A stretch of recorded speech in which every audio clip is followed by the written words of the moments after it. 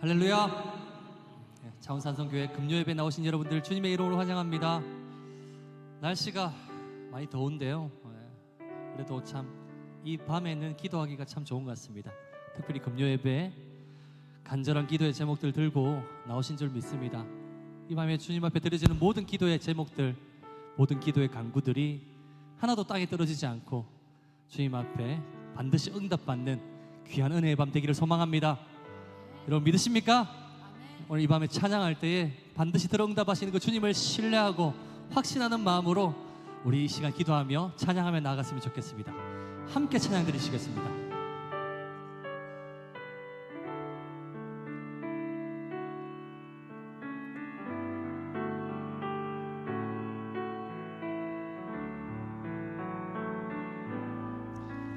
너 예수께 조용히 나가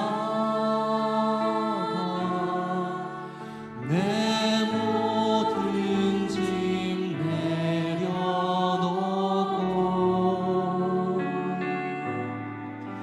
주 십자가 사랑을 믿어 죄사함을 너 받으라. 주 예수께 조용히 나가 내 마음을 쏟아놓으라.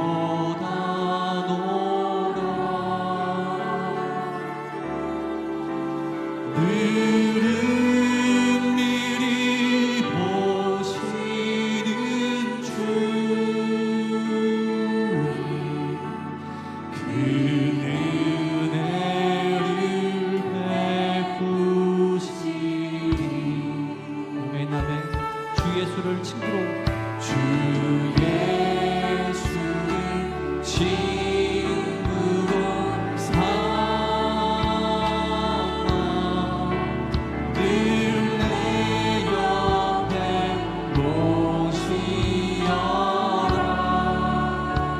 그 영원한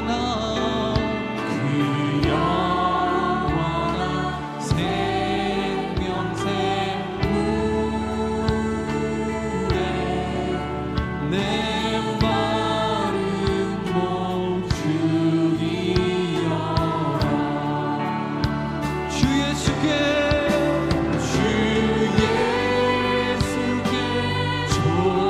조용히 나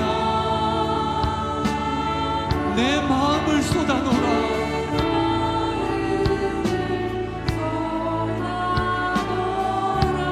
오늘 이 밤에도 늘은 미리 보시는 주님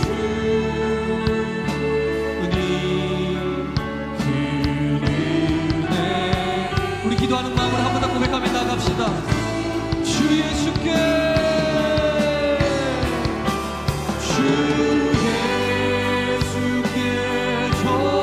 조용히 나아가 내 마음을 쏟아놓으라.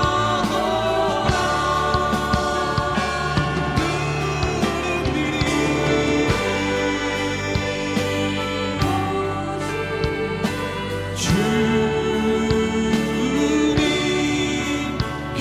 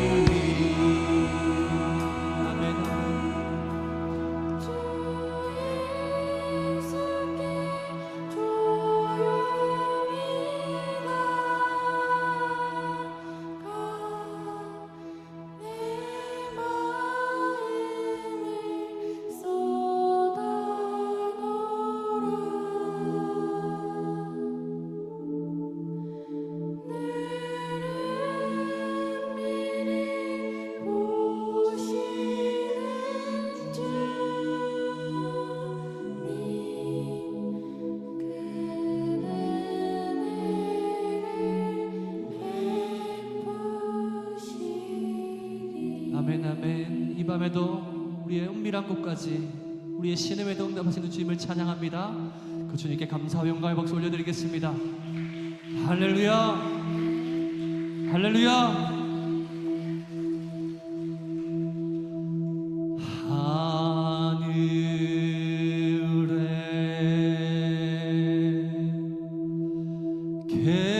계신 아버지 이름 거룩하사 주님 나라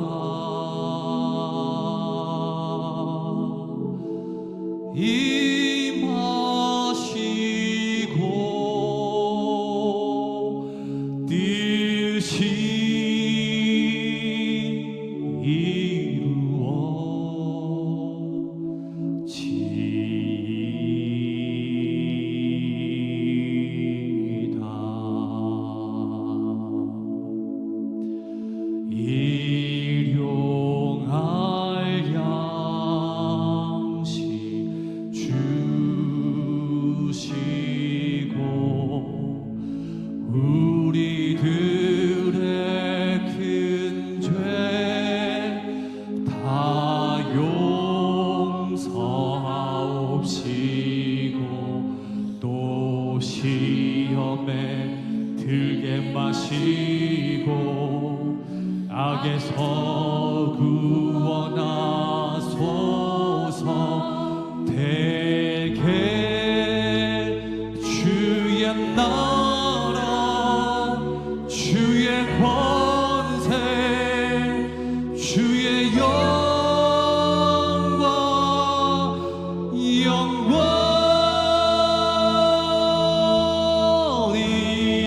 영원히 아멘. 우리 두 손을 높이 들고 주의 나라 주의 권세 주의 영광 영원히 되게 주의 나라 주의 권세 주의 영광 영원. 우리 한 번 더요. 되게 주의 나라 주의 권세 주의 영광 영원히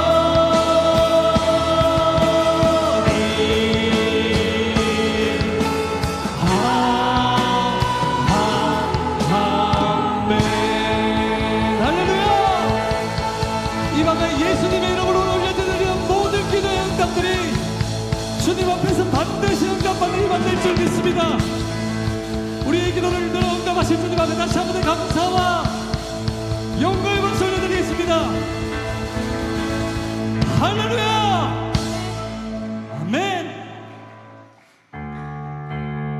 우리 몸이 불편하지 않으시면 다시 모두 자리에서 일어나셔서 박수 치면서 찬양드리겠습니다. 예수로 나의 구주 삼고 성령과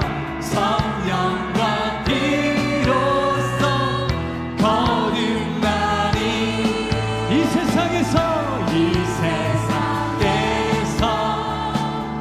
내 영혼이 하늘의 영광. 우리 한 번 더 이 가사 찬양합시다. 예수를 나의 구주 삼고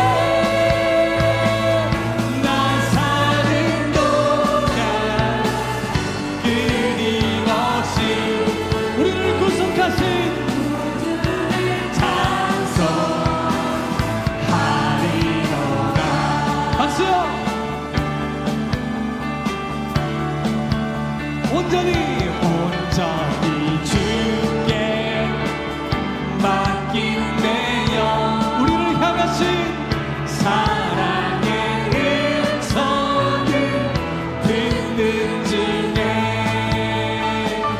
천사들 왔네 하는 것과 하늘의 영광 이 가사를 기억하시면서 주 안의 기쁨 누림으로 주 안의 기쁨 누림으로 세상과 관계없이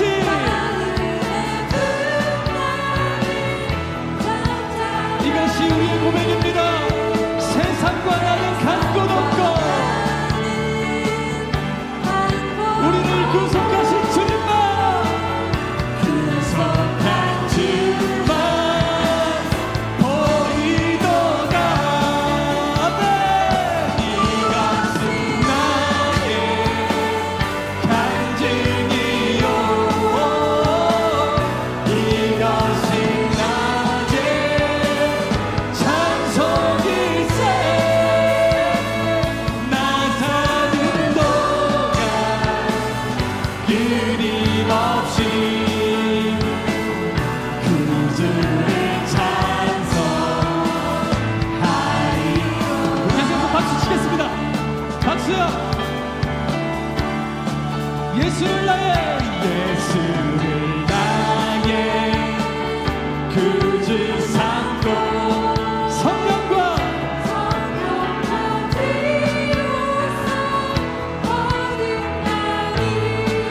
이 세상에서 내 영혼이 하늘에 우리 3절 할게요. 3절은 여러분의 목소리로 주 안의 기쁨 누림으로 주 안의 기쁨 누림으로 아멘. 마음의 분단이 세상과 나는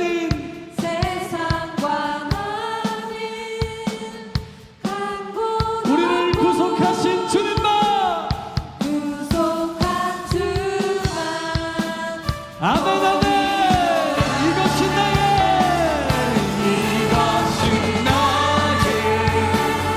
간증이요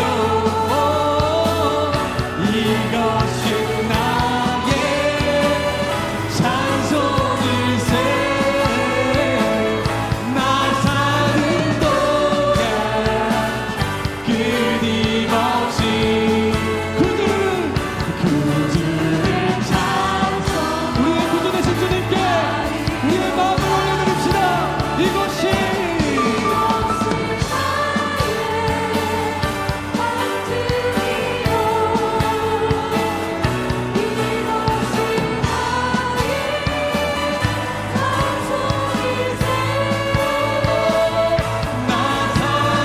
동안 끊임없이 구주를 찬송 우리 한 번 더 고백할까요? 이것이 나의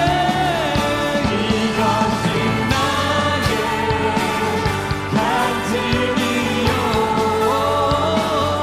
이것이 나의 찬송일세 나 사는 동안 끊임없이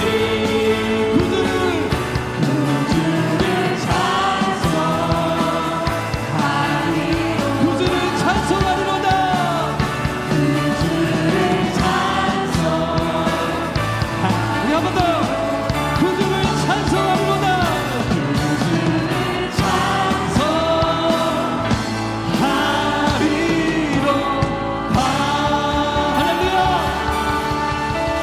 이 밤에 주님 한 분만으로 만족합니다. 세상과 관계없이 주님 한 분만으로 기뻐하는 이 밤 되기를 소원합니다. 주님 우리의 마음을 받아주시옵소서. 다시 한 번 더 주님께 감사와 영광을 올려드립시다. 할렐루야. 아멘.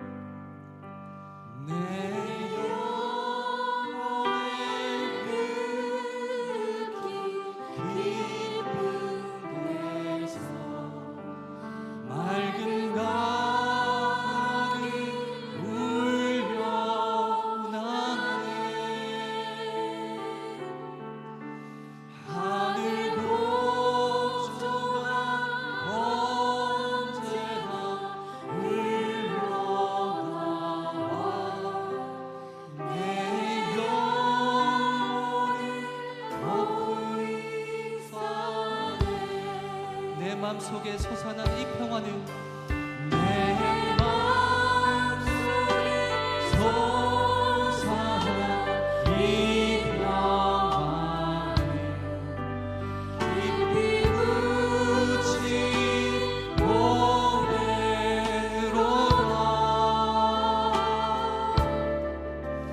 나의 고아를 캐내어 가져갈 자 그 누구랴 안식일세. 평화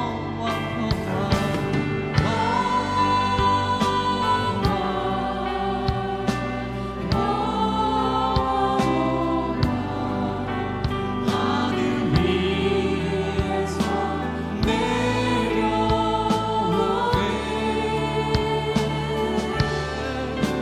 그 사랑이 물결이 영원토록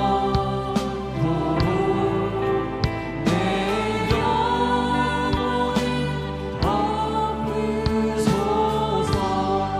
내 영혼의 평화가 넘쳐남을 내 영혼의 평화가 넘쳐나는 주의 축복이 다니리라. 아멘. 내가 주야로 주님과 함께 있어 내 영혼이 편히 쉬네. 이 땅 위에 험한 길 가는 동안 이 땅 위에 험한 길 가는 동안 참된 어린 나 우리 모두 다 예수를 진무 삼아 참 평화를 누리겠네. 평화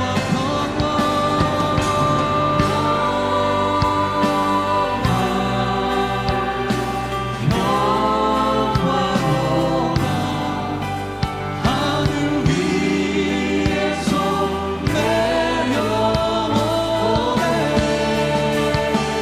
그 사랑의 물결이 영원토록 내 영혼을 덮으소서. 평화 평화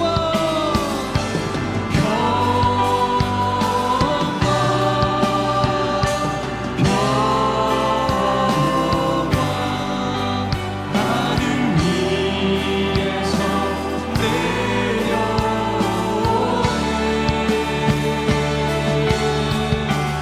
그 사랑의 물결이 영원토록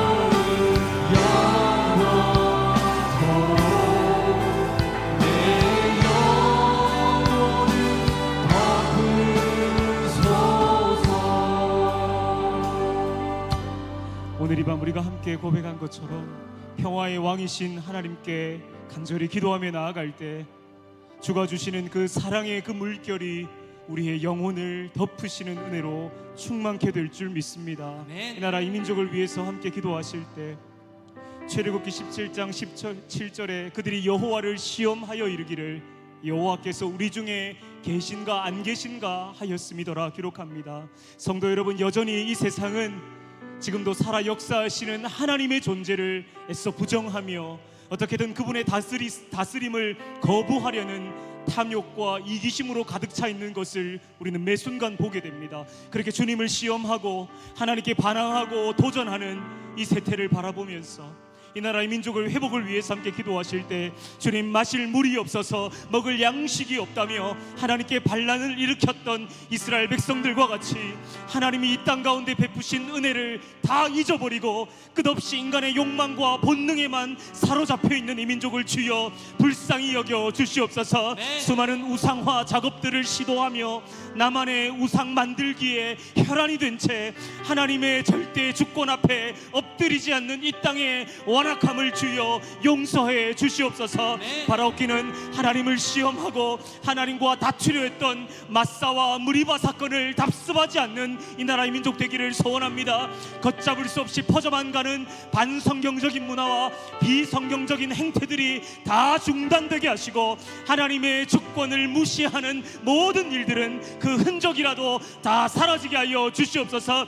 그리하여 우리의 목마름의 문제, 배고픔의 문제, 그 너머에 영원한 생명과 참된 안식을 예비하시는 그 하나님을 바라보게 하여 주시옵소서. 네. 인간의 무력함을 인정하게 하시고 하나님의 전능하심을 의지함으로 반석에서 샘물을 나게 하시는 그 하나님 안에서 풍요와 부요함의 은총을 누리는 이 나라 되게 해달라고 우리 시간 주여 한번 부르고 나라와 민족의 회복을 위하여 기도하겠습니다. 주여 하리가 사지나 어제나 오늘도 하나님 없이 끊임없이 하나님이 계신가 계시지 않는가 수많은 것들 속에서 하나님의 존재를 인정하며 하나님의 그 다스림의 권위를 거부하며 전능하신 하나님의 그 뜻을 아래 우리는 안식과 그 평화와 공평을 나오게 하시고 하나님 없이 살아가며 인간의 주인공 인간의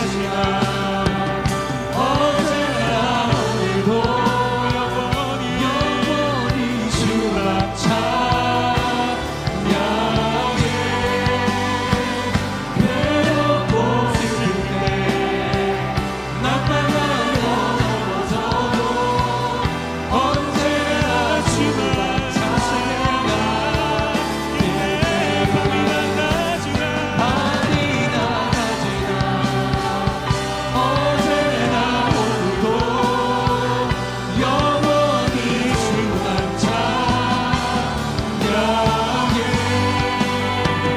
외롭고 슬플 때 날마다 영원토록 언제나 주만 찬양. 마지막 고백하겠습니다. 밤이나 낮이나 밤이나 낮이나 언제나 오늘도 영원히 주만 찬양해.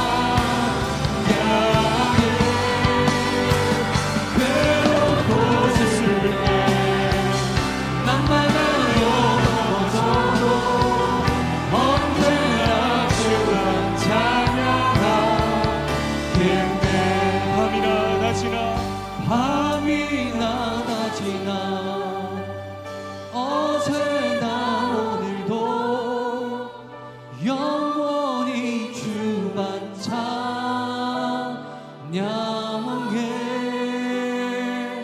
괴롭고 슬플 때 날마다 영원해져도 언제나 주만 찬양하겠네. 언제나 주만 찬양하겠네. 언제나 주만 언제나 주만 찬양하겠네.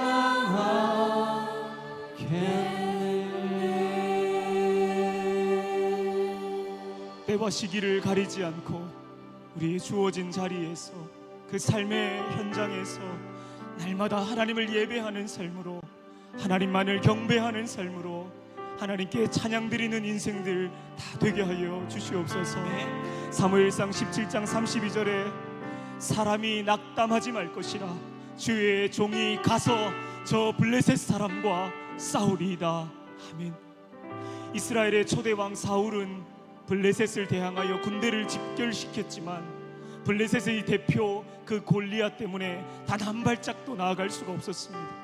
도리어 골리앗은 이스라엘의 군대를 향하여 성큼성큼 발걸음을 내딛었습니다. 그는 3m에 가까운 거인이었죠. 함께 한국교회를 위해서 기도하실 때 주님, 저기 서 있는 거인 골리앗과 같은 이 세대, 반기독교 문화가 팽배해진 상황 가운데 그 거대한 세속 문화를 마주한 채 두려움에 떨며 두 눈이 가리워진 한국교회를 주여 긍휼히 여겨 주시옵소서. 네. 어느 누구도 싸울 엄두조차 내지 못하는 이 굴욕적이고 이 수치스러운 상황 속에서도 다시금 하나님의 약속과 그 상급을 바라보게 하시고 우리의 영의 눈을 열어 주시옵소서. 네. 지금의 이 광야 생활을 기회로 삼아서 들판에서 다시금 길러지는 야성으로 회복되는 한국교회 되게 하여 주옵소서.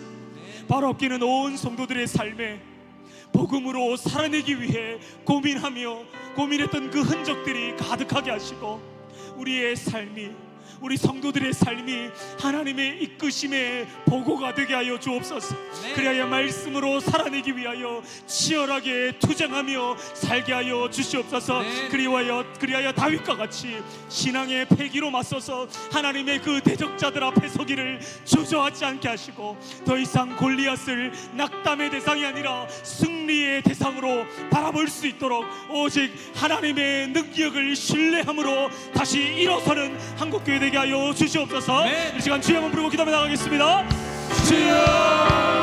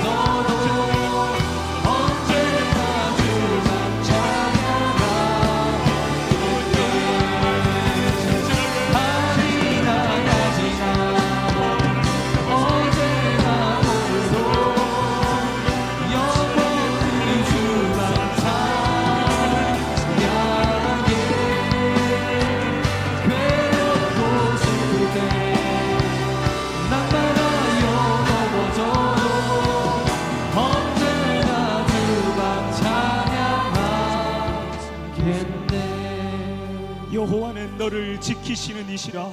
여호와께서 너의 오른쪽에서 너의 그늘이 되시나니 낮에 해가 너를 상하지 않게 하며 밤에 달도 너를 해치지 아니하리로다. 이 시간 주신 말씀 붙들고 우리의 가정을 위해서 함께 기도하길 원합니다. 하나님, 우리를 지키시는 여호와 하나님, 사는 날들 동안 하나님 우리가 가정 안에 겪게 되는 재앙과 기근과 질병과 가난과 슬픔을 비롯한 모든 불행한 일들 속에서 결코 실족하지 않도록 주여 우리의 가정을 견고히 붙들어 주시옵소서. 아멘. 우리의 가정을 밤낮으로 지키며 보살피시며 지키시는 가꾸시는 하나님의 그 손길을 매 순간 체험하게 하심으로 날마다 하나님만을 의지하는 가정 되게 하여 주시옵소서. 아멘. 이 시간 특별히 자녀를 향한 부모의 눈물 어린 기도를 들으시고 그리하여 하나님의 강한 붙드심을 경험하며 살아가는 우리의 자녀들 되기를 소망합니다. 바라옵기는 어린 시절 가정과 교회의 사랑을 듬뿍 받으며 자라다가 어느새 나이가 들어 세상과 신앙 사이에 방황하며 엇나가버린 우리의 자녀들, 주님 다시 주님 품으로 돌아오게 하여 주시옵소서. 네. 수없는 유혹과 쉼없이 몰아치는 이 현대 문명의 소용돌이 속에서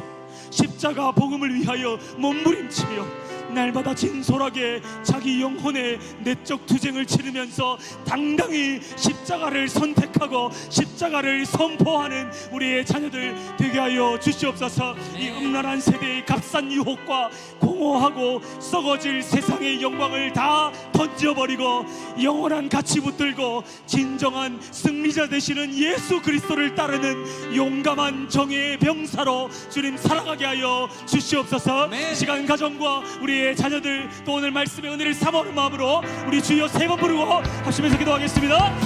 주여, 주여, 주여,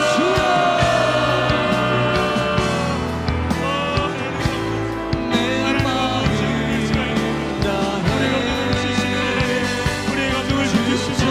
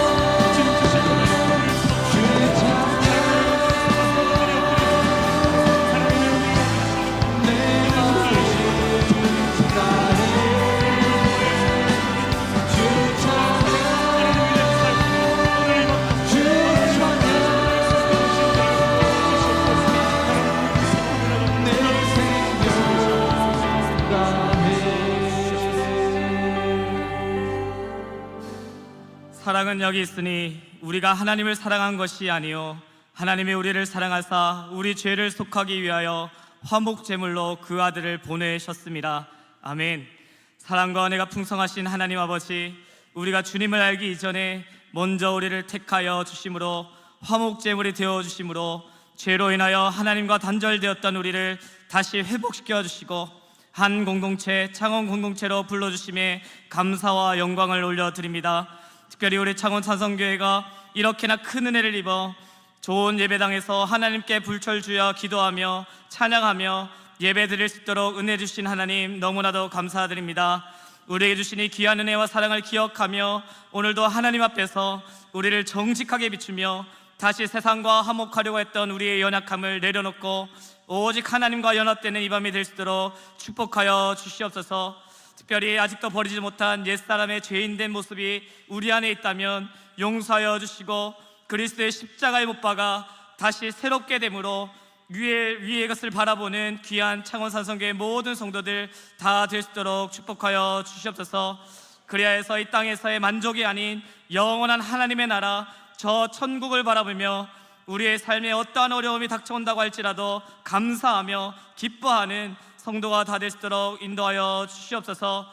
특별히 세상과 구별된 모습으로 우리가 살아갈 때 우리를 통하여 이 땅 가운데 그리스도의 생명이 증거되게 하셔서 창원과 하만이 더 나아가서 이 나라와 세계와 열방까지도 하나님의 나라가 더욱 확장되는 은혜가 우리 한 사람 한 사람으로부터 충만하게 나타날 수 있도록 인도하여 주시옵소서. 특별히 지금 온 세상은 각종 질병과 자연재해와 가난과 질병으로 특히 신이 없다고 하는 무신론과 또 하나님을 부인하는 자들로 인하여서 혼란과 혼돈 가운데 있습니다. 주여 위로하여 주시고 회복시켜 주시옵소서. 특별히 정치적인 이념의 차이로 종교적인 갈등으로 다투는 모든 문제들이 모든 관계를 화목케 하시니 십자가의 복음으로 화평하며 하나 되는 놀라운 은혜가 이 땅 가운데에 넘치게 하여 주시옵소서. 또한 이 나라와 민족 가운데 먼저 믿는 자들이 깨어나게 하시어 하나님만을 두려워함으로 하나님의 법을 이 땅 가운데 잘 실현하는 지혜로운 지도자들이 넘쳐날 수 있도록 주여 붙들어 주시옵소서. 그리하여 믿음의 선배를 따라 사랑하는 우리의 다음 세대가 세상 속에서 방황하지 않고 주님의 말씀 붙들고 예수님을 닮은 자로서 잘 자라날 수 있도록 주여 붙들어 주시옵소서. 또한 지금도 육신이 연약하여 고통 가운데 있는 모든 성도들을 위하여 기도합니다. 주님께서 찾아가 주시고 위로하여 주시옵소서. 여호와 라파의 하나님, 육신의 심령을 깨끗이 치유하게 하셔서 육신뿐만 아니라 영혼도 함께 회복되어 더 큰 영광을 주께 올려드리는 인생 살아갈 수 있도록 인도하여 주시옵소서. 이제 우리가 하나님의 말씀을 듣습니다. 오늘도 우리에게 말씀하시는 것을 귀 기울여 들음으로 깨닫게 하시고 그대로 순종할 수 있도록 힘과 능력을 더하여 주시옵소서. 이 모든 시간 하나님께 올려드리며 감사하며 살아계신 예수 그리스도의 이름으로 간절히 기도드렸습니다. 아멘.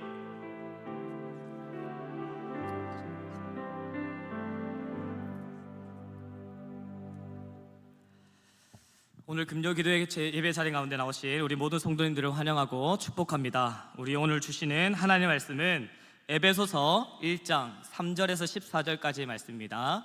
에베소서 1장 3절에서 14절까지 말씀입니다. 에베소서 1장 3절에서 14절까지를 저와 여러분들이 한 절씩 교독하도록 하겠습니다.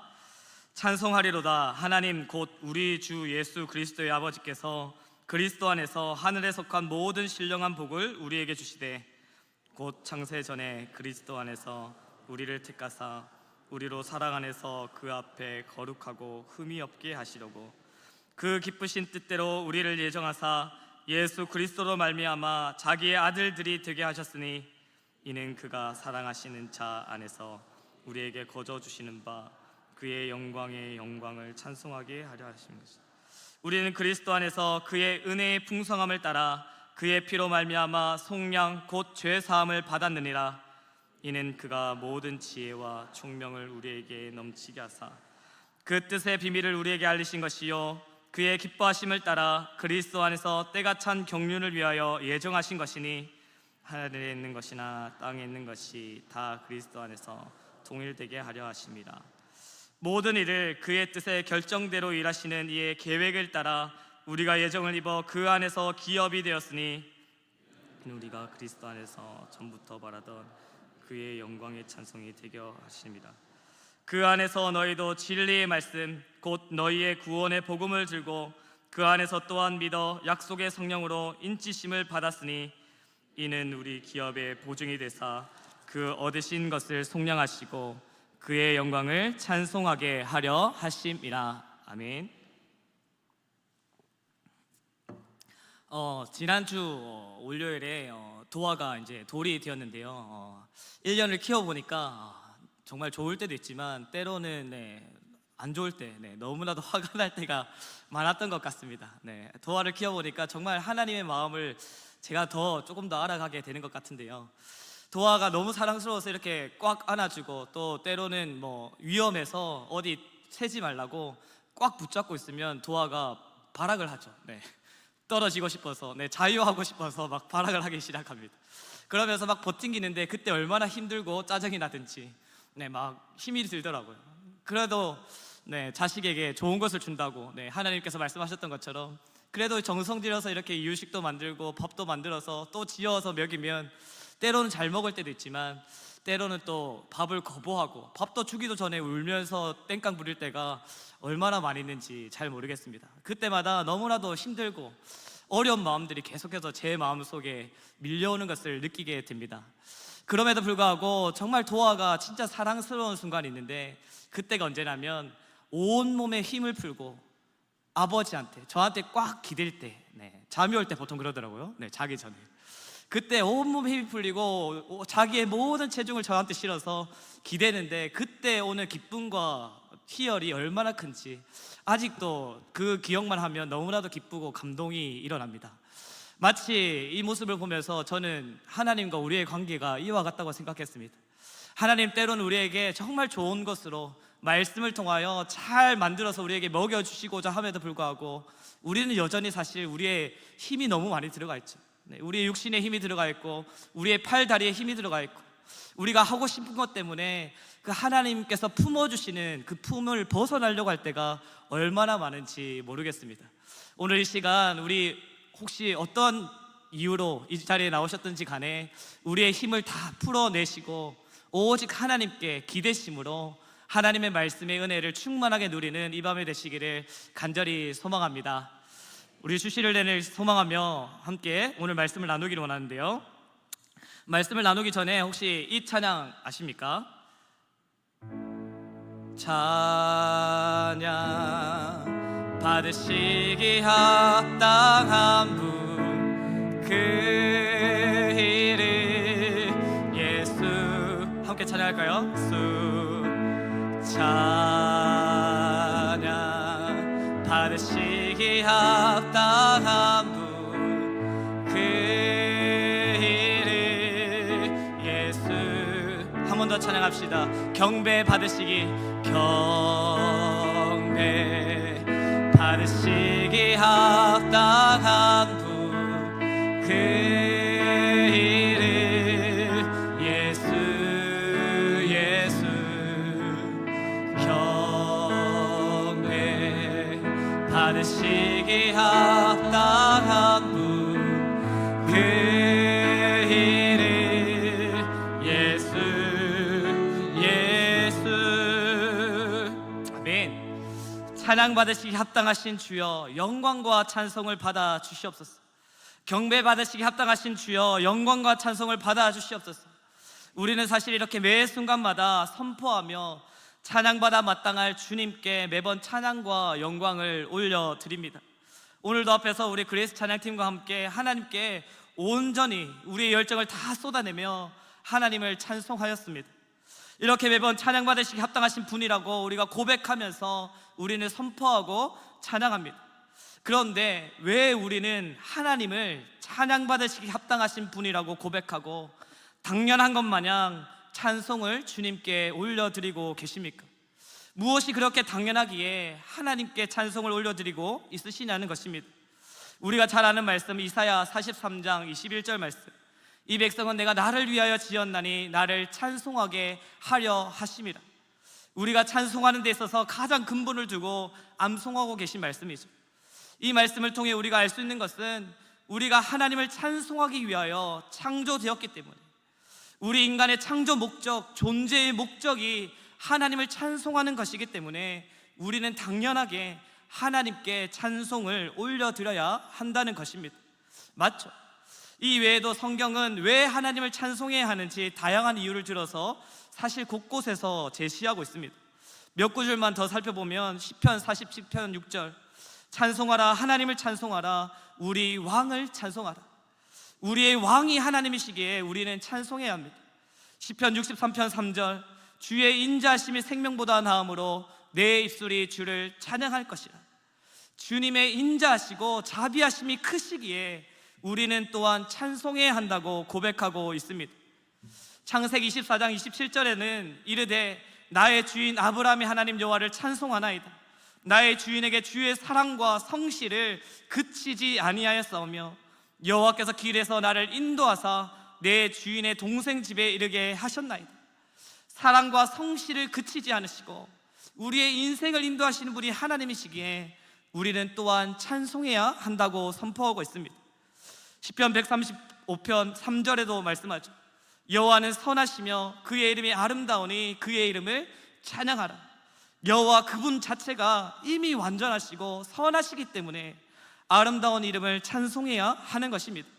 그래서 시편 33편 1절에 이렇게 말씀합니다. 너희 의인들아 여호와를 즐거워하라. 찬송은 정직한 자들이 마땅히 할 바로다. 그렇기 때문에 의인된 정직한 자들이 마땅히 해야 할 것이 찬송이라는 것이죠. 이렇게 사실 제가 잠깐 몇 구절만 읽어드렸지만 정말 많은 곳에서 하나님을 찬송해야 하는 이유에 대해서 우리에게 말씀하고 있습니다. 그렇기 때문에 우리는 마땅히 찬양받으시기 합당하신 하나님을 찬송하는 것이 우리의 당연한 본분이자 사명인 것이죠. 특별히 하나님을 찬송하는 데 있어서 우리는 어떤 상황이 펼쳐지더라도 찬송하기를 멈추지 않아야 합니다. 이번에 매일 성경 묵상으로 사도행전을 살펴보면서 바울과 실라가 어떻게 하나님을 찬송했습니까? 감옥에서조차도 찬양하는 것을 우리가 보지 않았습니까? 바울과 실라는 옷이 찢기고 벗기어져서 매로 두들겨 맞았습니다. 그리고 깊은 감옥, 가장 처참하고 비참한 자리로 내몰립니다. 심지어 도망가지 못하도록 발을 꽁꽁 묶이고 밖에는 간수가 지키도록 하죠. 정말로 이제는 더 이상 헤어나올 수 없는 죽음만 기다리는 절박한 상황에 몰려 있었습니다. 그럼에도 바울과 실라는 이 자리에서 하나님을 찬송했습니다. 조용히 한 것도 아니라 모두가 다 들을 만큼, 옆에 있는 죄수들이 같이 들을 만큼 큰 소리로 찬송했다고 성경은 기록하고 있습니다. 이처럼 어떠한 상황 속에서도 흔들리지 않고 찬송하는 것이 우리의 사명이자 본분이라는 것이죠. 그럼 여기서 질문 하나 드리겠습니다. 정말 여기 계신 우리 모두는 이렇게 하나님을 찬송하고 계십니까? 상황이 이렇게 비참하고 어려운데 그 순간조차도 하나님을 찬송하는 것을 멈추지 않고 계시냐는 것입니다. 사랑하는 성도 여러분, 바울과 실라처럼 어떠한 상황 속에서도 하나님께 찬송을 올려드릴 수 있는 저와 여러분이 다 되시기를 주님의 이름으로 간절히 축복합니다. 그때 비로소 우리의 찬송을 통하여 온전히 하나님의 영광이 나타나는 은혜가 넘치게 될 것입니다. 그럼 어떻게 상황에 흔들리지 않고 하나님께 온전히 찬송할 수 있습니까? 그 이유를 오늘 본문에서 말씀해 주고 있는데요, 본문 3절에 이렇게 기록하고 있습니다. 우리 3절 말씀을 함께 한번 읽어보실까요? 시작. 찬송하리로다.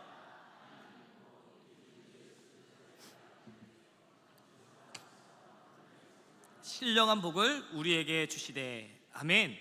찬송하리로다. 하나님 곧 우리 주 예수 그리스도의 아버지께 찬송하리로다.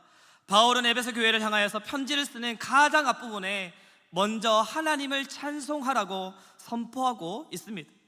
그리고 찬송하는 이유에 대해서 설명하고 있죠. 3절 하반절에 우리 하이라이트가 되어 있는 부분을 다시 한번 보시겠습니까? 이렇게 말씀하죠. 하늘에 속한 모든 신령한 복을 우리에게 주시되. 하늘에 속한 모든 신령한 복을 우리에게 주셨기 때문에, 이미 주셨기 때문에 우리는 마땅히 찬송해야 한다고 말씀하고 있습니다. 다른 그 어떤 것도 아니고 하늘의 복이 우리에게 주어졌기 때문이라는 것이죠. 이것을 조금 바꾸어 반대로 생각해 보면 하늘의 복 외에는 하나님을 찬송해야 하는 이유는 없다는 것입니다. 즉 하나님을 찬송하는 데 있어서 다른 이유를 찾지 말라는 것이죠.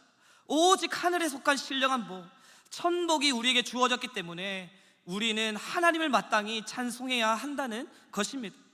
사랑하는 성도 여러분, 우리는 어떤 이유로 매일의 삶 속에서 하나님을 찬송하고 계십니까? 오늘 이 저녁에도 금요 기도에 어떤 이유로 나아오셨습니까? 혹시 우리는 여전히 세상의 복 때문에 하나님을 찬송하고 있지는 않으십니까? 하는 사업이 잘 되면 찬송이 절로 되고, 반대로 사업이 실패하면 찬송을 잃어버리고 있지는 않으십니까? 가정이 화목하면 찬양하고, 그렇지 않으면 불평과 원망만 쏟아놓고 계시지는 않으십니까?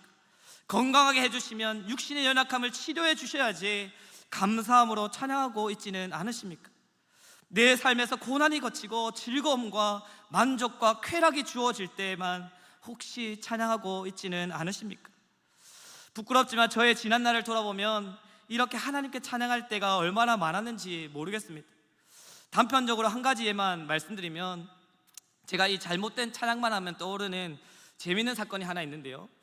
예전에 학창 시절 때 친구랑 그렇게 고스톱을 많이 쳤습니다. 큰 돈이 없으니까 이제 10원짜리로 점 10원짜리 고스톱을 많이 쳤는데요. 잘 될 때도 있지만 잘 안 될 때도 있지 않습니까? 그때 할 줄 아는 게 제가 찬양밖에 없다고 저도 모르게 그 순간 찬송이 막 부르기 시작하는데요.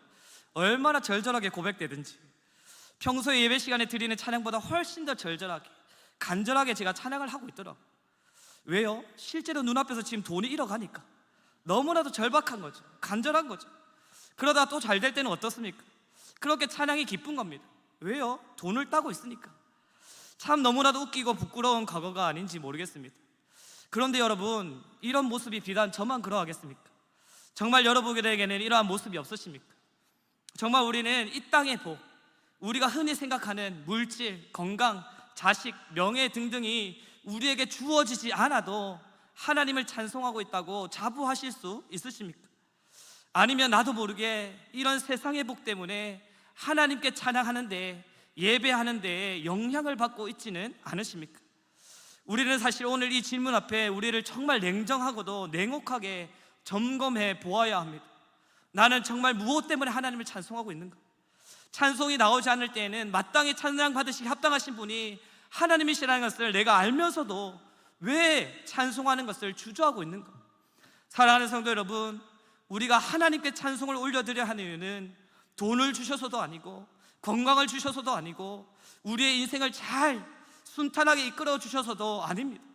오직 하늘에 속한 신령한 복, 천복이 우리에게 이미 주어졌기 때문에 우리는 찬송해야 하는 것입니다.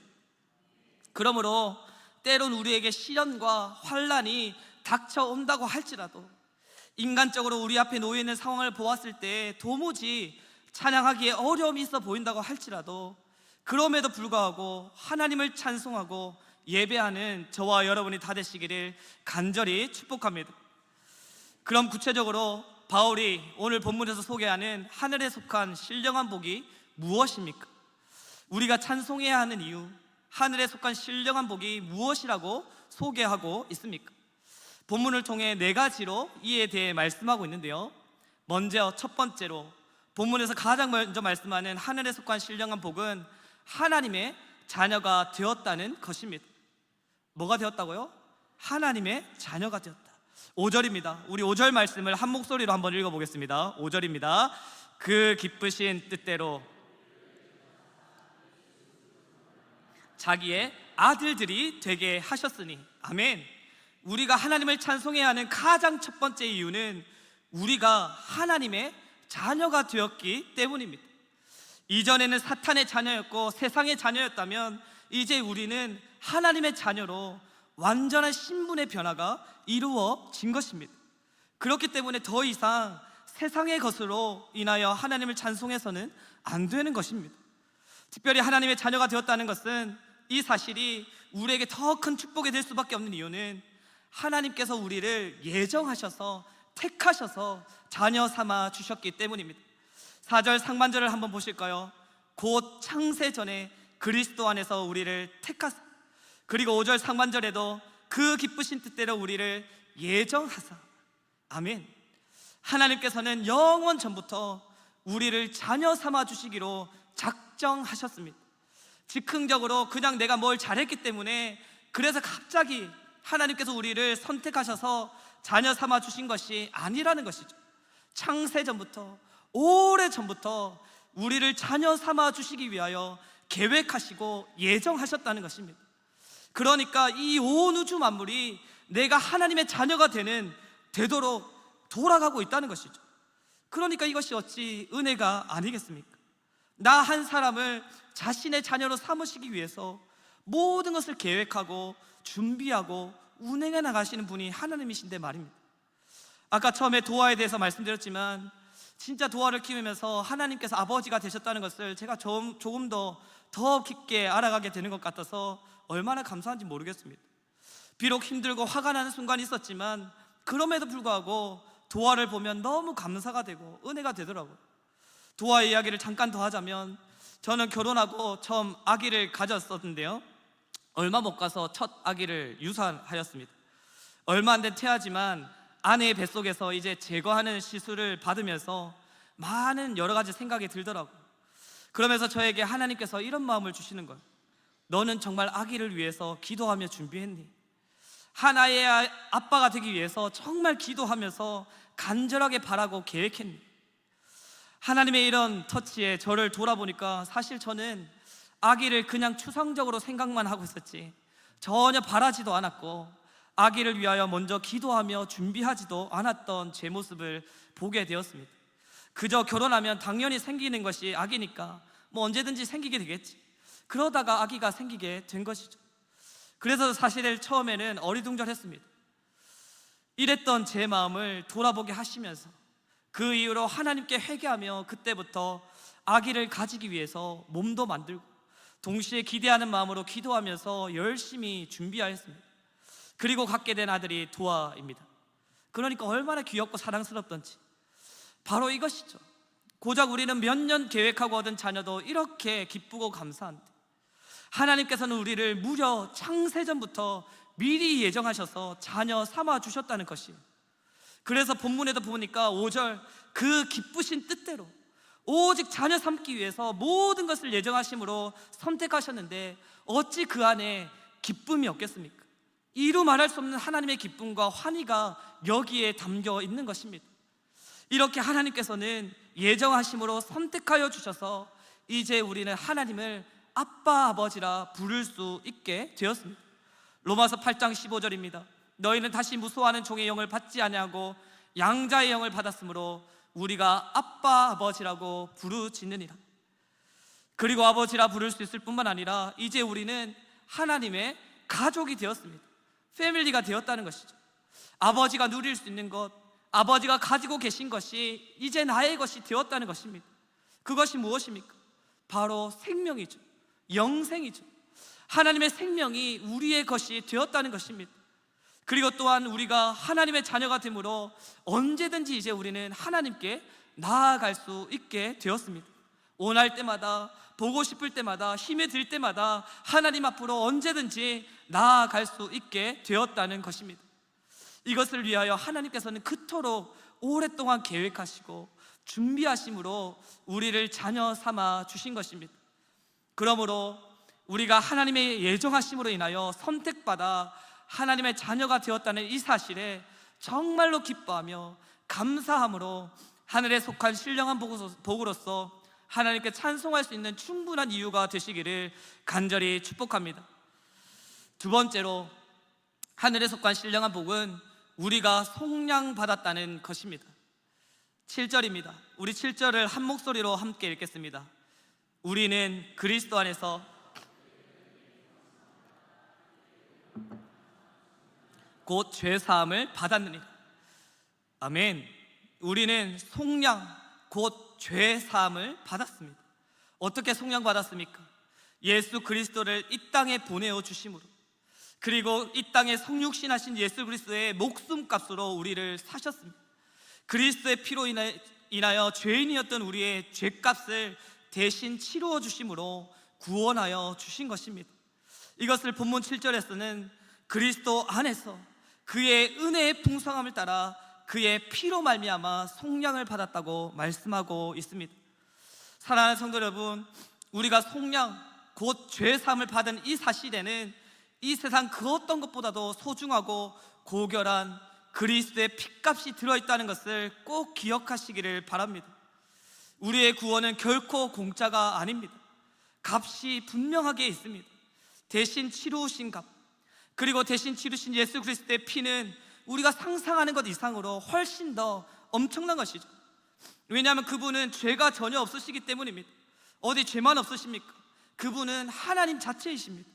그런데 우리를 속량하시기 위해서, 우리 죄를 사하여 주시기 위해서 대신 죽어 주셨다는 것입니다. 그리고는 그 값에 대한 요구를 우리에게 요구하지 않으신 것이죠. 이것이 바로 우리에게 거저 주신 구원 선물이라는 것입니다. 우리가 한 사람을 위해서 선물을 준비한다고 한번 생각해 보십시오. 정말 사랑하는 사람을 위하여 선물을 준비할 때 우리는 아마도 내가 쏟을 수 있는 최고의 정성으로 시간과 물질을 헌신을 쏟을 것입니다. 그런데 상대가 그것을 받고 그냥 공짜라고 생각한다면, 아무런 감흥이 없다면, 그냥 공짜니까 받기만 하면 되네 라고 생각한다면 어떤 마음이 우리 안에 들겠습니까? 그동안에 내가 이 사람을 위하여 준비하고 헌신했던 이 모든 것이 다 아무렇지 않은 물거품이 되는 것처럼 허무하지 않겠습니까? 우리에게 주어진 구원도 이와 마찬가지입니다. 그렇기 때문에 우리는 구원이 그냥 주어진 것 마냥 공짜다라는 생각을 버리시고, 대신 값을 치러 주신 예수 그리스도, 그리고 그의 피를 날마다 되뇌이는 우리 모두가 되시기를 바랍니다. 나는 그리스도를 값주고 속량 받았다. 그리스도가 누구냐? 하나님의 아들이시고 하나님 그 자체이신데 정말 미천하고 악한 나를 위하여 죽으셨다. 이것을 우리가 계속해서 되뇌인다면 어떻게 세상의 복이 주어지지 않았다고 해서 원망할 수 있다는 말입니까? 특별히 속량 받음으로 인하여 죄에 억눌리고 억압당했던 상태에서 우리는 이제 영원한 해방을 누리게 되었죠. 로마서 6장 6절에 이렇게 말씀합니다. 우리가 알거니와 우리가 옛사람이 예수와 함께 십자가에 못 박힌 것은 죄의 몸이 죽어 다시는 우리가 죄에게 종노릇하지 아니하려 함이니, 더 이상 죄의 종이 아니라는 것입니다. 그러므로 더 이상 죄의 종처럼 땅의 것을 구하지 않아야 하는 것이죠. 땅의 것 때문에 하나님을 잘못 찬송해서는 안 된다는 것입니다. 그럼 우리가 그리스도를 말미암아 속량받음으로 최종적으로 주신 축복은 무엇입니까? 그것은 바로 그리스도 안에서 통일되는 것입니다. 10절입니다. 우리 10절 말씀을 한 목소리로 함께 한번 읽어보겠습니다. 하늘에 있는 것이나 땅에 있는 것이 다 그리스도 안에서 통일되게 하려 하심이라. 아멘. 이 말씀은 에베소서의 핵심을 관통하고 있는 말씀으로서 주제 말씀이라고 할 수도 있겠는데요, 여기서 말하는 바가 아주 명확합니다. 하늘에 있는 것이나 땅에 있는 것이 다 그리스도 안에서 어떻게 되게 하신다고요? 통일되게 하려 하신다. 이것이 바로 우리가 속량받음으로 얻게 되는 궁극적인 축복입니다. 하나님의 모든 지혜와 총명이, 비밀이 바로 이 속량받음으로 나타나게 되는데, 그것이 바로 그리스도 안에서 통일되게 하신다는 것입니다. 여기서 통일된다는 단어를 분석해 보면 본뜻은 하나의 머리 밑에 둔다는 의미입니다. 즉 그리스도를 통하여 모든 것이 하나가 된다는 것입니다. 모든 만물을 그리스도의 머리 밑에 둔다는 것이죠. 즉 만물이 그리스도에게 복종하게 된다는 것입니다. 모든 피조물, 곧 하늘과 땅과 땅 아래에 있는 것들이 하나님의 영광을 위해 예수님 앞에 무릎 꿇게 된다는 것입니다. 특별히 속량받은 자들끼리의 연합, 하나됨을 말씀하고 있는 것이죠. 즉 그리스도 안에서 참된 연합이 이루어지게 된다고 오늘 본문은 말씀하고 있습니다. 우리는 그리스도가 교회의 머리가 되고 우리는 그분의 몸으로서 각자가 한 지체라고 많이 들어오고 고백하죠. 이것이 바로 속량받음으로 가능하게 되었다는 것입니다. 그러므로 사랑하는 창원산성교회 성도 여러분, 그리스도의 핏값으로 속량받음으로 우리가 이미 하나 되었다는 것을 기억하고 각자 모양이 다르지만 그럼에도 머리이신 그리스도 앞으로 모여들므로, 다시 십자가 앞으로, 말씀 앞으로, 복음 앞으로 모여들므로 함께 연합하여 하나님 나라를 위하여 귀하게 헌신되는 우리 교회, 하나님을 기쁨으로 찬송하는 모든 성도님들이 다 되시기를 주님의 이름으로 간절히 축복합니다. 이어서 세 번째로 하늘에 속한 신령한 복은 우리를 기업으로 삼아 주셨다는 것입니다. 11절입니다. 우리 본문 11절 말씀을 한 목소리로 함께 읽도록 하겠습니다. 모든 일을 그의 뜻에 결정대로 일하시는 이의 계획을 따라 우리가 예정을 입어 그 안에서 기업이 되었으니. 아멘. 우리는 그리스도 안에서 하나님의 기업이 되었습니다. 기업이 되었다는 것은 상속자가 되었다는 것입니다. 그럼 무엇의 상속자가 된 것일까요? 어떤 기업이 되게 하셨을까요? 이에 대해 생각해 보기 위해서 먼저 이 기업이라는 단어를 우리가 한번 생각해 보기를 원하는데요, 이 기업을 원어로 살펴보면 원어로 에클레로데멘이라는 단어입니다. 이 단어의 뜻은 추첨하여 임명하다, 제비 뽑아 얻다라는 뜻의 클레로라는 단어의 과거 수동태입니다. 그러니까 제비뽑기에 의하여 임명되었다가 본뜻이 되겠죠. 즉 기업은 제비뽑기에 의하여 임명된 것을 말합니다. 그런데 우리가 제비뽑기로 인하여 기업이 되었다고 하면 어떤 생각이 먼저 들겠습니까? 그럼 우리의 기업은 우연이라는 것인가? 이렇게 생각되지 않으십니까? 이렇게 우리가 생각하는 이유는 제비뽑기의 개념이 우연이라는 인식이 우리 안에 가득 자리 잡혀 있기 때문이죠. 하지만 기업은 이렇게 우연이 된 것이 결코 아니에요. 철저하게 하나님의 은혜로 선택된 결과가 기업이라는 것입니다.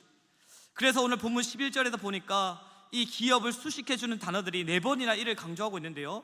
뜻, 결정, 계획, 예정. 즉 우연이 아니라 하나님의 뜻과 계획과 결정과 예정으로 인하여서 기업으로 삼아 주셨다는 것입니다. 그럼 이렇게 하나님의 뜻 가운데 주어진 기업은 무엇을 말씀합니까? 먼저 구약에서 우리가 그 예를 살펴보기를 바라는데요. 하나님께서 이스라엘 백성을 자신의 언약 안으로 초청하여 주심으로 기업 삼아 주셨죠. 하나님께서는 출애굽 이후에 40년 광야 생활을 하던 이스라엘 백성에게 약속하신 가나안 땅을 정복하게 하시고는 그 땅을 기업으로 주셨습니다. 그때 하나님께서는 제비를 뽑음으로 땅을 분배하여 주셨죠. 민수기 33장 54절입니다. 너희의 종족을 따라 그 땅을 제비 뽑아 나눌 것이니 수가 많으면 많은 기업을 주고 적으면 적은 기업을 주되 각기 제비 뽑은 대로 그 소유가 될 것인즉 너희 조상의 지파를 따라 기업을 받을 것이니라. 제비 뽑아 나누어라. 제비 뽑은 대로 소유가 되게 하라. 이것이 기업이라고 말씀하고 있습니다. 그런데 이 말씀을 자세히 보면 재미난 부분이 보입니다. 그것이 무엇이냐면 수가 많으면 많은 기업을 주고 적으면 적은 기업을 주되라는 표현입니다. 아까 말씀드린 대로 우리가 흔히 제비뽑기 하면 운, 재수 생각하지만 여기에 보니까 제비뽑기가 운이 아니라고 확실하게 말씀하고 있습니다. 왜냐하면 제비뽑기가 운이라면 수가 적다고 해서 적게 주고 많다고 해서 많이 줄 수 있겠습니까? 제비가 어떻게 뽑힐지도 모르는데 말이죠. 그런데 수가 많으면 많은 기업을 주도록 적으면 적은 기업을 주도록 하시겠다는 것입니다. 무엇으로요? 제비뽑기로 말이죠. 즉 성경에서 말하는 제비뽑기는 우연을 말하는 것이 결코 아닙니다. 그래서 잠언 16장 33절에도 이렇게 말씀하죠. 제비는 사람이 뽑으나 모든 일을 작정하기는 여호와께 있느니라. 아멘. 성경에서 말하는 제비뽑기는 바로 이것이죠. 전적인 하나님의 주권 안에서 하나님의 작정하심을 나타내는데 제비뽑기가 사용되고 있습니다. 그러므로 구약에서 하나님의 기업이 되게 하셨다는 것은 이스라엘 백성을 작정하심으로 자신의 언약 백성이 될 수 있도록 선택하여 주셨다는 것입니다. 무엇을 주심으로 그렇게 하셨습니까? 땅을 주심으로 그렇게 하셨죠. 땅이 바로 언약 백성에 주어지는 표징이었습니다. 그래서 하나님께서는 사람을 만드시고부터 사실 땅을 주셨잖아요. 그리고 땅에 대한 축복을 계속해서 주셨습니다. 자신의 언약으로 초청하면서 말이죠. 번성하고 충만하라, 땅을 정복하라, 땅을 다스리라, 이 말씀을 계속해서 이어서 주십니다. 그러다가 이스라엘에게까지 미치게 된 것이죠. 이것이 바로 기업이고 기업이 되어 언약 백성이 되었다는 구약적 의미입니다. 그럼 신약에 와서는 기업이라는 것이 무슨 의미일까요? 똑같이 땅을 받는 것일까요? 당연히 아니겠죠. 우리에게는 더 이상 땅이 필요 없습니다. 왜냐하면 그리스도의 구원을 통하여 이제는 땅이 아니라 성령으로 인하여 펼쳐지는 영적인 세계가 열렸기 때문입니다. 그렇기 때문에 신약에서 기업은 더 이상 물질적인 것의 상속으로 보지 않습니다. 그럼 무엇의 상속이겠습니까? 바로 영적인 상속이죠. 영적인 유산인 것입니다. 그래서 신약 성경에서 이 기업이 예수 그리스도의 성육신과 이 땅에서 행하신 구속사건과 밀접하게 관련이 되어 있는데요, 만물의 상속자 되신 하나님의 아들 예수 그리스도는 성육신하심으로 이 땅에 오셨습니다.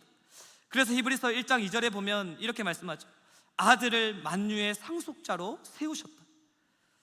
이렇게 만유의 상속자 되신 예수님께서 죽으시고 부활하심으로 이를 믿는 모든 자에게 하나님의 자녀가 되는 권세를 주셨습니다.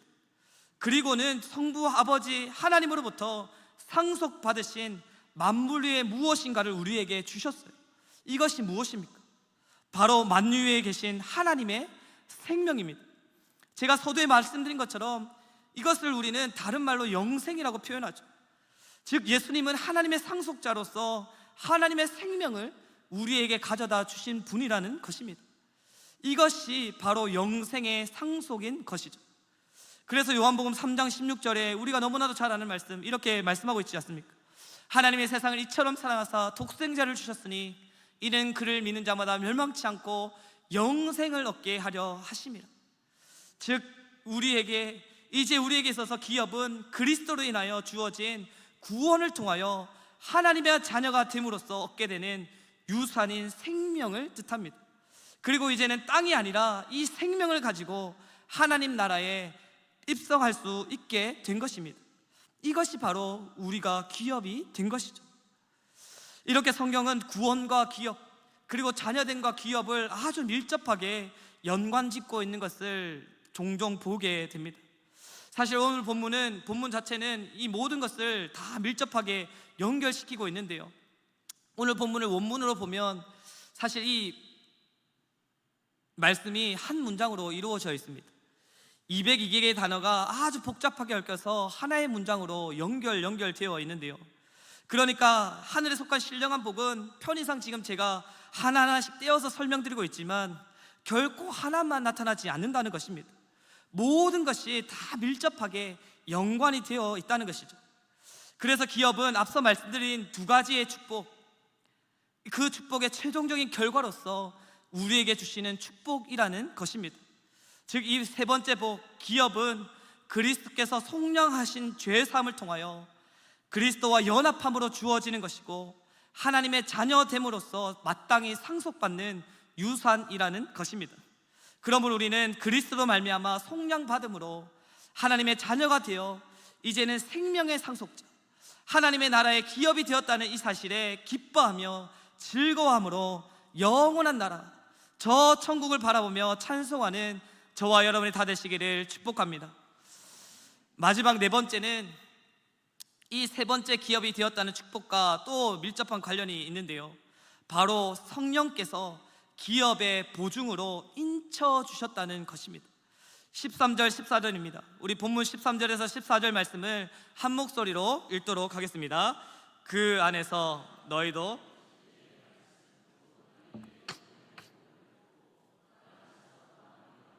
약속의 성령으로 인치심을 받았으니 이는 우리 기업의 보증이 되사 그 얻으신 것을 속량하시고 그의 영광을 찬송하게 하려 하심이라. 아멘.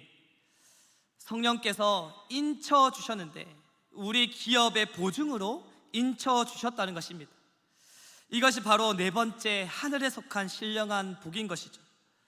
첫 번째부터 세 번째까지 이미 받은 복에 대한 이 보증을 성령께서 확실하게 해주신다는 것입니다. 너무나도 확실하게 그 누구도 물리지 못하도록 도장을 쾅쾅 찍어주신다는 것입니다. 누가요? 성령님께서.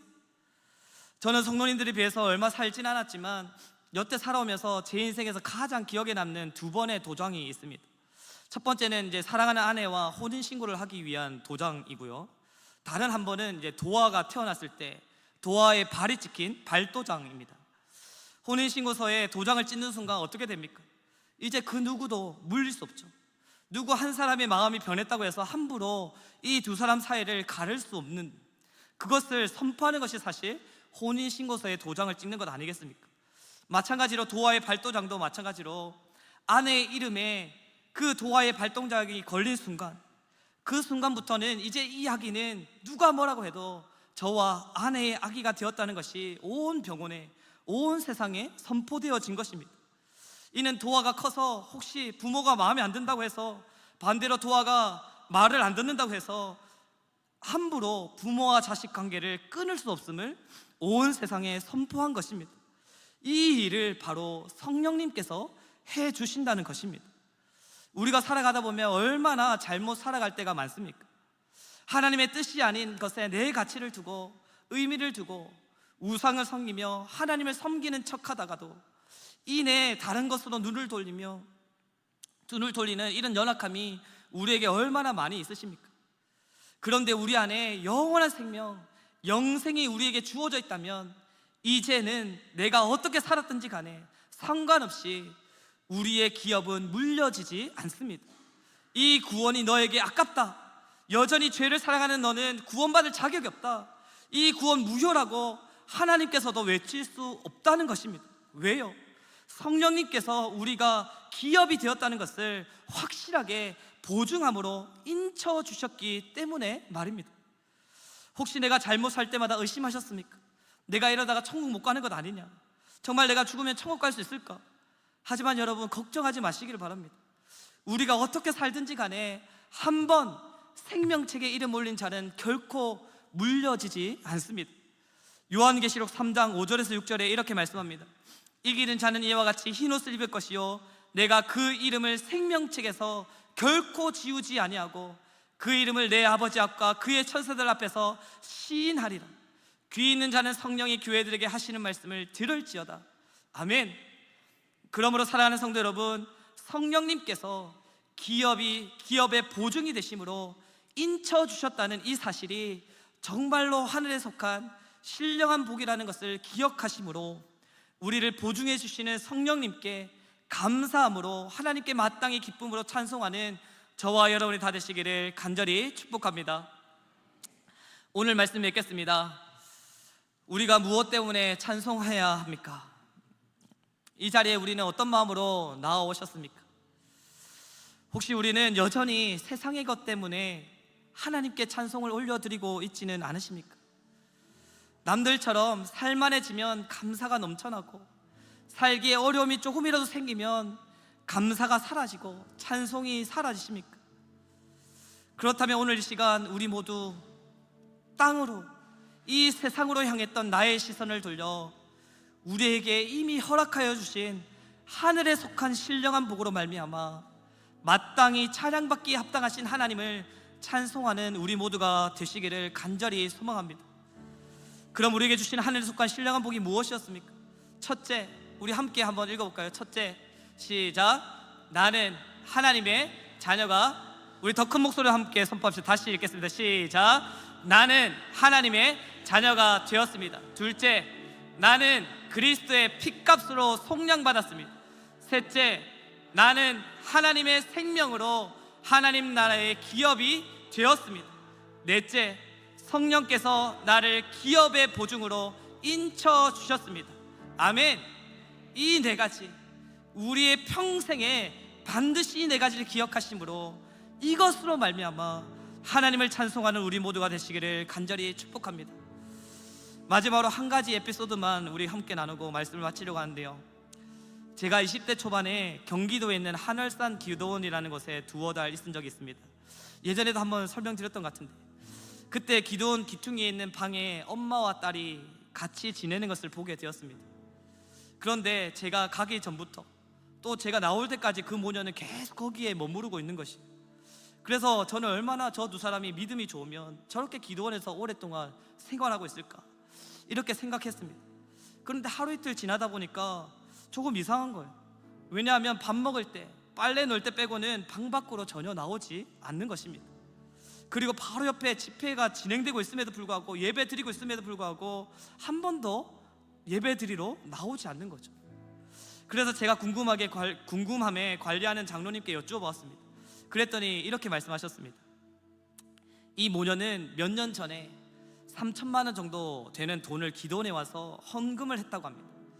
그런데 어떤 사정이 있었는지는 모르겠지만 갑자기 1년 전에 찾아와서는 헌금한 돈을 도로 내놓으라고 했다는 것이죠.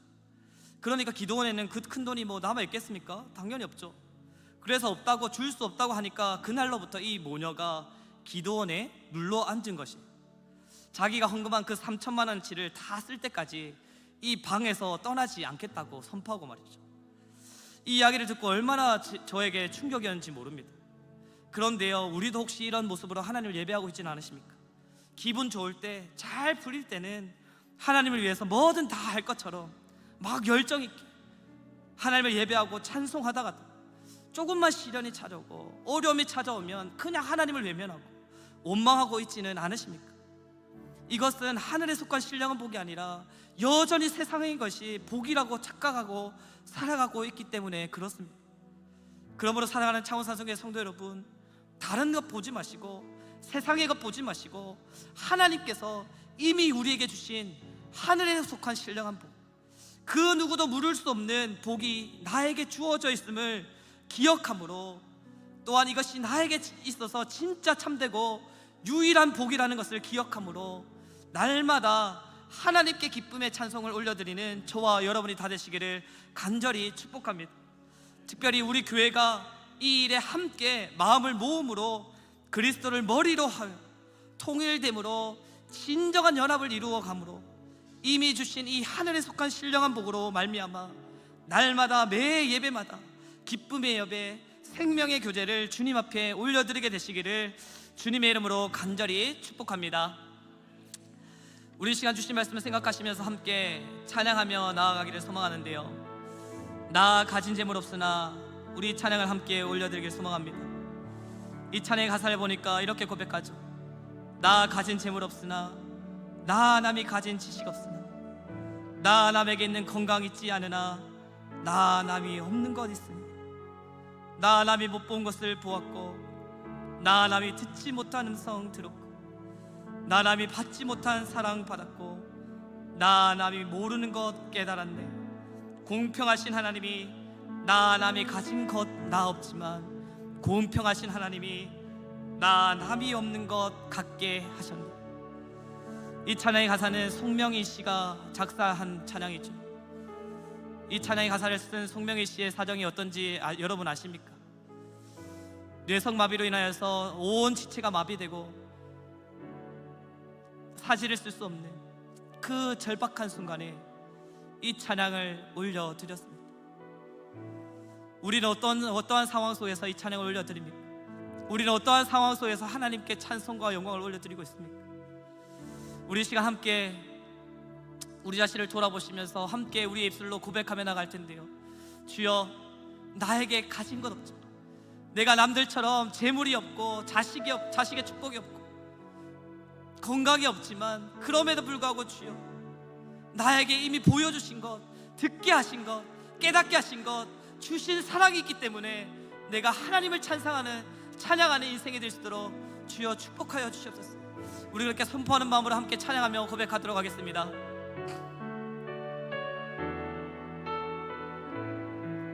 나 가진 재물 없으나, 나 가진 재물 없으나, 나 남이 가진 지식 없으나, 남이 가진 지식 없으나, 나 남에게 있는 건강 있지 않으나, 나 남에게 있는 건강 있지 않으나, 나 남이 없는 것 나 있으나. 남이 없는 것 한 번 더 찬양할까요? 있으니, 나 가진 재물 없으나, 나 가진 재물 없으나, 나 남이 가진 지식 없으나, 남이 가진 지식 없으나, 나 남에게 있는 건강 있지 않으나, 남에게 있는 건강이 있지 않으나, 나 남이 없는 것 있으니, 나 남이 못 본 것을 보았고, 남이 못 본 것을 보았고, 나 남이 듣지 못한 음성 들었고, 나 남이 받지 못한 사랑 받았고, 나 남이 모르는 것 깨달았네. 믿음으로 선포합시다. 공평하신 하나님이, 공평하신 하나님이 나 남이 가진 건 나 없지만 공평하신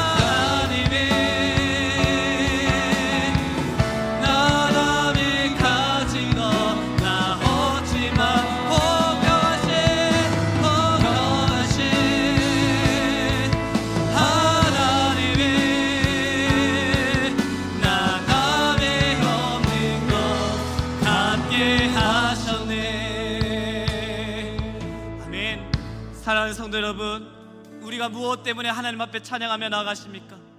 여전히 우리의 시선이 땅의 것에 바라보고 있지는 않으십니까? 썩어 없어질 것, 조금만 있으면 사라질 것, 그것 때문에 목이 메어서 혹시 우리가 아파하며 주님을 찬양하고 예배하는데 망설이고 무너진 예배의 모습을 보이고 있지는 않으십니까? 이 시간 함께 간절히 기도하며 나가실 때, 주여, 내가 온전히 하늘에 속한 신령한 복이 나에게 있어서 참 복임을 알고 내가 하나님의 자녀가 되었다는 이 사실에, 예수 그리스도로 말미암아 속량받았다는 이 사실에, 예수 그리스도로 말미암아 기업이 되었다는 이 사실에, 성령님께서 우리 기업의 보조기 되셔서 인쳐 주셨다는 이 사실에 하나만으로 우리가 만족하며 기뻐하며 하나님을 찬양하는 인생 될 수 있도록 주여 붙들어 주시옵소서. 그래야 해서 때로는 나의 인생 가운데 정말 어려움과 정말 핍박과 시련이 밀려온다고 할지라도 그럼에도 불구하고 흔들리지 않고 참된 예배자로서 날마다 주님을 예배하며 찬양하며 주님 앞에 설 때 우리의 모든 삶 가운데 역사하시고 함께하시고 인도하시는 하나님을 경험하는 귀한 인생 될 수 있도록 주여 붙들어 달라고 시간 우리 주님을 위해 간절히 한번 부르시고 간절히 기도하신 후에 각자의 기도 제목들 가지고 기도하시면서 자유롭게 돌아가시도록 하겠습니다. 기도하겠습니다. 주여,